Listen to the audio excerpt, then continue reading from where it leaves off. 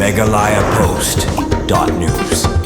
Kakasi Student Union KSU negasngi kalalit ban khang khardap ya kawai ka masjid ya ka balakno balatei bi an hasau forlong shilong ha jinglik khang ya ka masjid ka KSU kalayo jingte bayagni ka jaka lalong bat kam trai da wai warjala balatip kerteng kum Nurul Chowdhury ka KSU kalakno bayagni ka masjid latei bi an klem ki kot Islam ber klem ka jingbin nakibor badai pen habai dei ber kani ka KSU kalakhang sundan ya ka masjid bat maham ba omdei ban plih tarhadu bandayo pen bat bishar bania ai ki kot Islam kenthum ya ki jingbin nakibor badai pen yang jangka KSU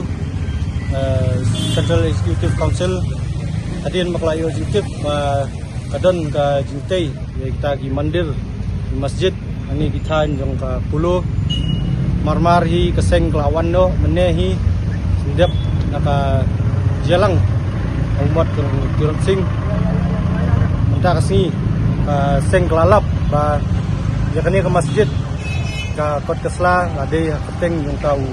Nurul Chowdhury ba imtip siat anu yakni ke jaka bat ini hangni kadan ru construction ke batmai yakni ke building ba lai mala di yakni ke pelingo ya seng hi ber hoi ba kumno klem deyo jingbet anu kim sutei kat pamon kita ki mandir kita ki masjid hangni haka jela ke jongi di nakalyang ke seng minta kasih kalakhang no yakni masjid tat andala yo ban pet kita ikut Islam badi teng jongno menu baladi yakni ke jaka syakni ki barjela Meghalaya Post.news.